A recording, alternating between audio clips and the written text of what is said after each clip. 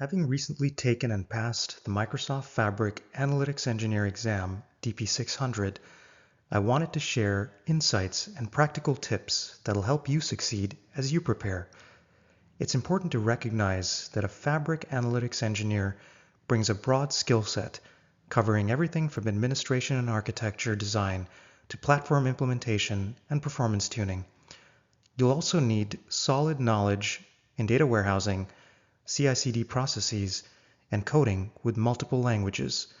Whether you have hands-on experience with Microsoft Fabric or you're just starting out, these tips are designed to boost your confidence and make your study time more effective.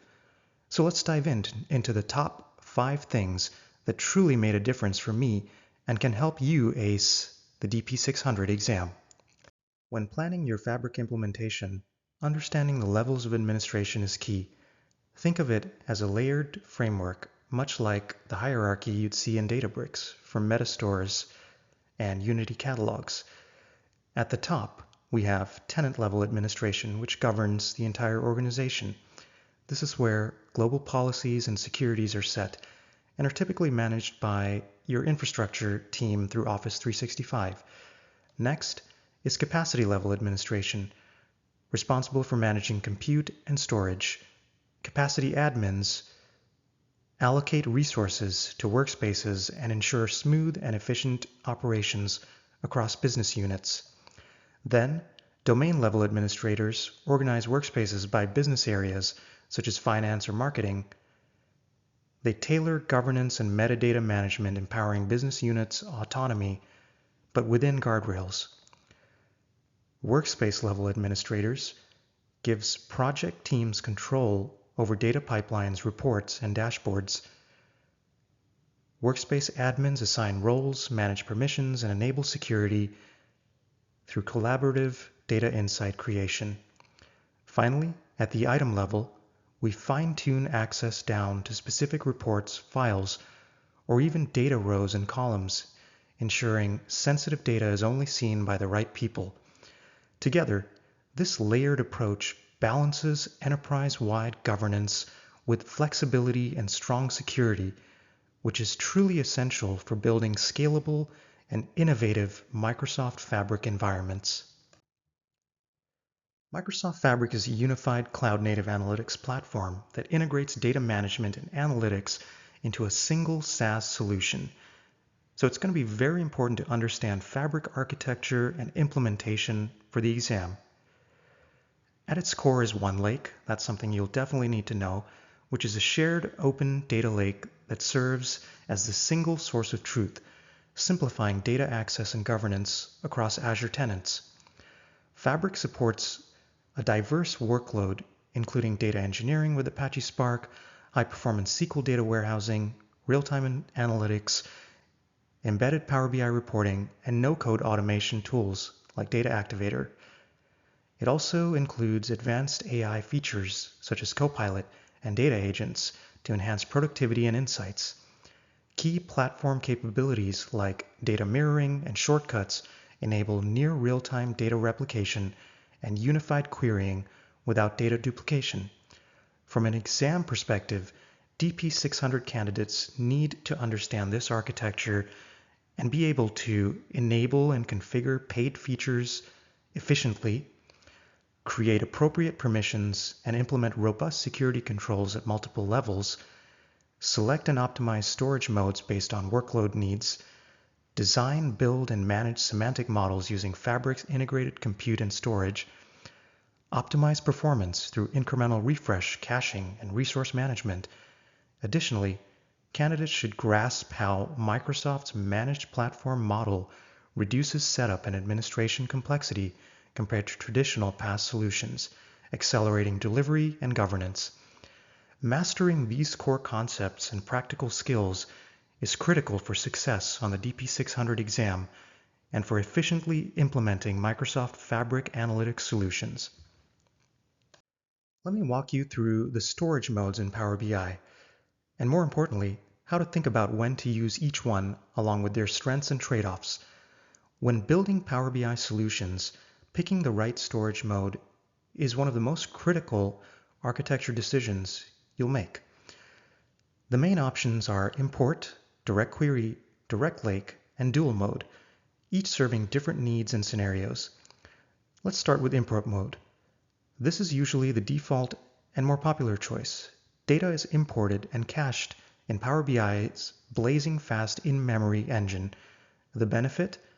Outstanding performance and smooth interactive user experiences. Reports open quickly, slice and dice instant, and you get full DAX functionality. The catch is your data is only as fresh as your last refresh. Plus, there are limits on the amount of data you can import, so it's best suited for smaller to medium-sized datasets where near real-time data isn't critical. Now, direct query mode flips the script. Instead of copying the data over, it leaves the data at the source system, like your SQL database or data warehouse, and Power BI sends live queries for each interaction. The big win here is data freshness, so you're always looking at the latest data. There's also no storage limit, since Power BI isn't holding the data itself, but you pay for this with slower performance, since each interaction talks back to the source. Some advanced Power BI features and complex DAX calculations may be off the table too. Direct query shines when you need real-time reporting over very large data sets like facts, or when your data residency and security mean you can't move the data. Direct Lake mode is a game changer for those using Microsoft Fabric's Lakehouse and OneLake. It brings the best of both worlds. It works directly on massive data sets in the lake, offering direct query-like live access, but with near import level speed and performance. No data movement required. It's fantastic for teams needing high-speed analytics on truly big data sitting in OneLake. The only considerations are that it's exclusive to Microsoft Fabric and the feature set is still expanding. Finally, there's dual mode. Think of this as a flexible hybrid approach. Tables in your model can act as import or direct query depending on query context. This means you can mix and match, gain the benefits of rapid cached queries for some data while still reaching out live for other, fresher data when needed. It's powerful for scenarios where you need both high performance and real-time capability, but it does require a little bit more design care to avoid surprises with query performance or complexities. So how do you decide? Well, use import mode for speed, advanced modeling, and scenarios where you have data volume and staleness are not major risks. Choose direct query for real-time, always up-to-date reports over very large or sensitive data sources, and pick Direct Lake if you're all in on Fabric and OneLake and you want top-tier performance on massive data at lake scale. Lean into dual mode for sophisticated solutions that need both approaches and have varied data and latency requirements. Making the right choice here lets you balance performance, freshness, features, and complexity, helping you deliver analytics that truly meet your organization's needs. Let's talk through some key techniques to enhance performance in Microsoft Fabric and Power BI solutions, essential knowledge for building efficient, scalable analytics. First, aggregations. These allow us to pre-calculate summary data, which drastically cuts down query times on large, direct query models by reducing how much detailed data needs to be processed on the fly. Next, query folding. This is a critical concept where transformations and data shaping happens as close to the source as possible, pushed down into the source system rather than processed locally. This minimizes data movement and significantly speeds up refreshes and queries. Compression goes hand in hand with storage optimization. By enabling large semantic model storage formats, we improve compression and write performance, allowing even massive data sets to be handled efficiently. Partitioning breaks large tables into smaller, manageable chunks. This facilitates parallel processing and targeted refreshes, so the system only works on relevant data segments rather than entire tables, boosting both refresh speed and query performance. Building on that, incremental refresh updates only the new or changed data, rather than reloading the entire dataset every time. This not only saves time, but reduces resource consumption and supports near real-time reporting requirements. Finally, memory optimization. By carefully optimizing DAX measures and relationships, we can reduce memory usage and ensure smooth performance, especially for complex models. Together, these techniques provide a powerful toolkit to optimize analytics workspaces and workloads in Microsoft Fabric, delivering fast, reliable, and scalable data experiences. When it comes to boosting performance in Power BI, there are a few essential tools you should know about. Power BI Desktop is your main environment for building, visualizing, and publishing reports and models. Use its Performance Analyzer to optimize visuals and queries for developing and tuning DAX code. Tabular Editor offers advanced editing for tabular models. It supports bulk updates, scripting, creating calculation groups, and enforces modeling best practices with its Best Practice Analyzer, great for optimization and compliance. ALM Toolkit is vital for managing and deploying Power BI datasets. It helps with version control, schema comparison, and impact analysis, making deployment smoother and more targeted. DAX Studio provides a powerful platform for writing and optimizing DAX queries. It's ideal for deep model analysis, including performance tuning with Vertipack Analyzer and detailed query tracing. Mastering these tools will help you create high-performing, efficient, and scalable analytics solutions. Let's dive into some foundational data warehousing and data modeling concepts that are critical for designing robust analytics solutions in Microsoft Fabric and succeeding on the DP600 exam. First up is schema design. The most common is the star schema, which features a central fact table linked to denormalized dimension tables, making queries simple and efficient. The snowflake schema is a variation where dimension tables are normalized into multiple related tables. This can save space, but sometimes complicates queries. Understanding keys is vital. Use surrogate keys, which are system-generated keys and identifiers, to ensure consistency across the model, separate from natural keys, which come from the business source data. Handling changes in your dimension data is another key area to know. We deal with slowly changing dimensions in 3 ways. Type 1 simply overwrites old data without preserving history. Type 2 adds new rows for each change, which preserves full history and is most common in analytics scenarios. Type 3 stores previous values in additional columns, giving limited historical context. Finally, there are special tables to also solve unique modeling challenges. Bridge tables help resolve many-to-many relationships, while disconnected tables are often used for slicers and parameters that control filtering without direct relationships. Mastering these concepts ensures you can create flexible, high-performing models that deliver accurate, actionable insights. Let's talk about the continuous integration and deployment and version control, which are essential for managing and delivering analytics content efficiently in Microsoft Fabric. In development, you start by creating and modifying content in a dedicated development workspace.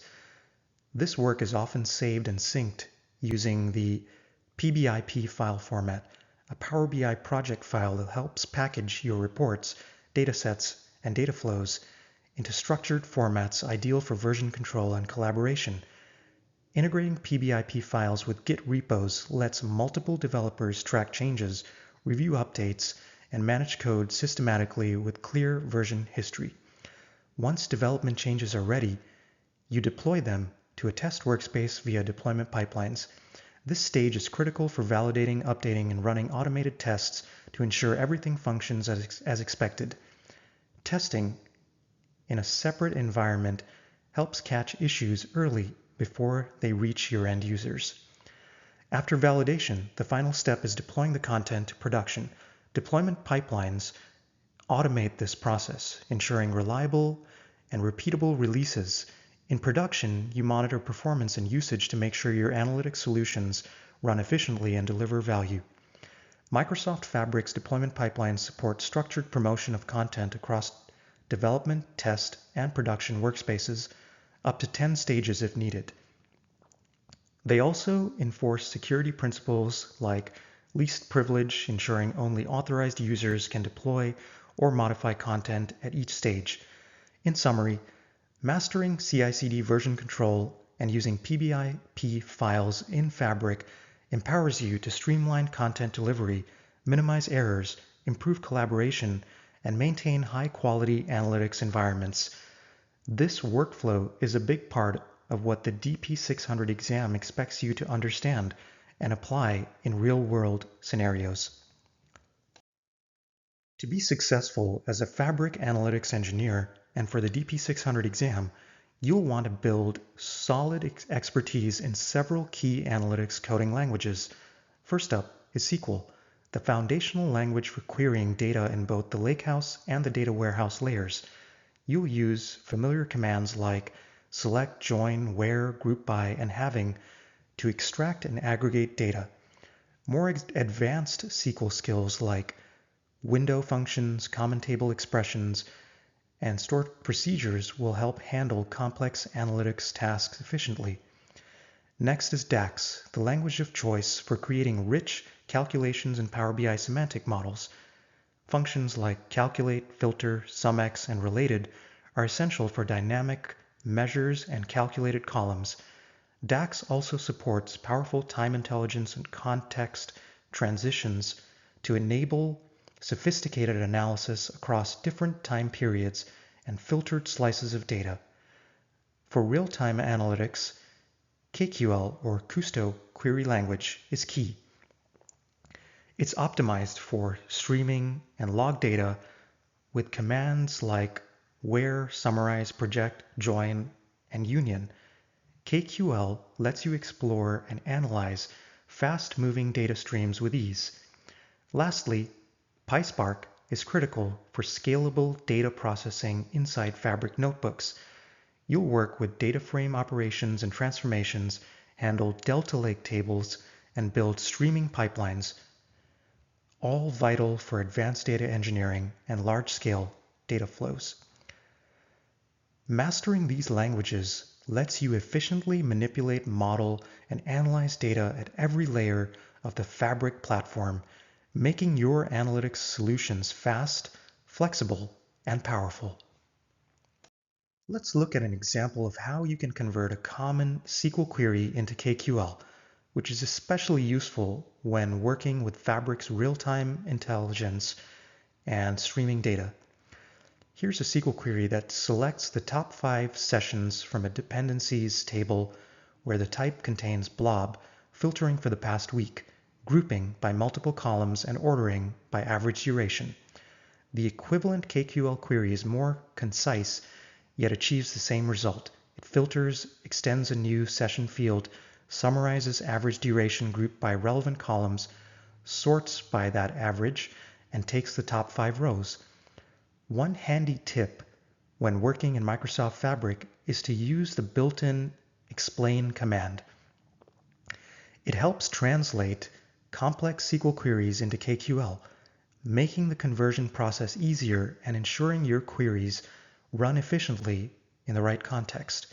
Mastering this conversion skill is valuable because it lets you leverage the strengths of both languages depending on your workload, whether it's classic SQL for data warehousing or KQL for interactive streaming data analysis. As you prepare for the Fabric Analytics Engineer exam, DP600, it's important to take a structured and multifaceted approach. Start with Microsoft's official resources. They've done a great job providing comprehensive study materials. Be sure to review the official study guide, utilize practice tests to assess your readiness, and watch the training videos available through Microsoft Learn. Beyond the official content, I highly recommend engaging with community-driven resources. For example, Will Needham's in-depth 6-hour YouTube course offers practical insights, and joining the Learn Microsoft Fabric community can connect you with peers and experts to share tips and real-world experiences. Practical, hands-on experience is invaluable. Make use of a test environment to apply concepts related to administration, architecture design, and performance optimization. This active practice will build the muscle memory and confidence you need to succeed. Finally, supplement your preparation by taking additional practice exams, such as those from Certiace, and regularly review the skills measured breakdown to focus your study effectively. I'll be leaving a link to all of these resources in my description to make it easy for you to access these valuable resources as you continue your journey to mastering Microsoft Fabric and passing the DP600 exam.